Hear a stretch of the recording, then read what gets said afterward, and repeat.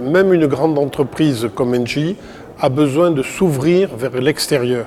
On a besoin d'avoir des relations avec des start-up, avec des entreprises partenaires, avec des instituts académiques.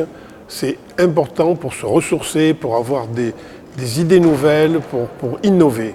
Et donc c'est tout naturellement qu'on s'est tourné vers Télécom Paris Tech, qui a une expertise, qui forme des ingénieurs qui peuvent devenir des data scientists, qui fait de la formation continue, qui fait de la recherche, donc tout autant de sujets finalement qui nous intéressent de façon à s'ouvrir sur le monde, je dirais face en particulier à des acteurs très connus qu'on appelle les digital natives comme Google, comme Facebook. On a besoin pour ce qu'on pourrait appeler les entreprises pré-numériques, on a besoin finalement de se ressourcer, on a besoin de travailler avec d'autres.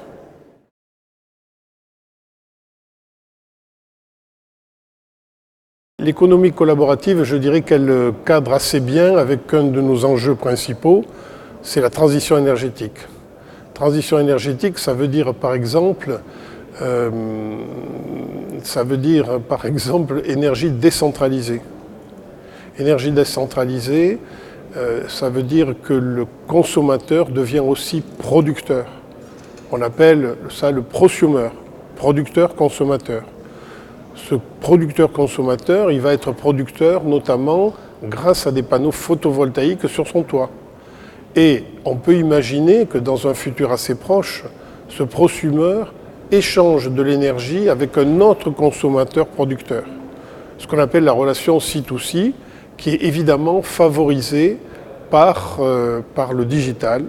Et on est bien dans le cadre d'une économie collaborative où finalement, de consommateur à consommateur, on peut échanger de l'énergie, sans doute via le réseau, mais par une relation directe, par l'intermédiaire d'une plateforme. Ça, c'est un premier exemple. Et un deuxième exemple qui permet de changer aussi ou de faire évoluer les comportements. Et je crois que dans la transition énergétique, le comportement, c'est un facteur très important.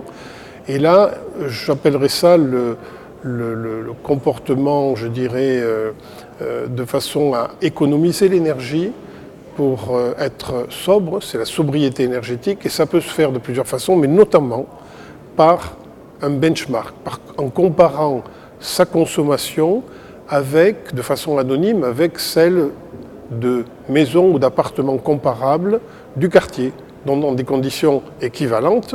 Et ça permet à tout un chacun de comparer et donc d'améliorer. Il y a un aspect jeu qu'il ne faut pas se cacher, mais finalement, en se comparant, on se dit je consomme trop, c'est pas normal, on cherche pourquoi. Et donc ça permet de progresser en termes de comportement de façon finalement à consommer moins, et on sait bien que c'est aussi une des clés de la transition énergétique.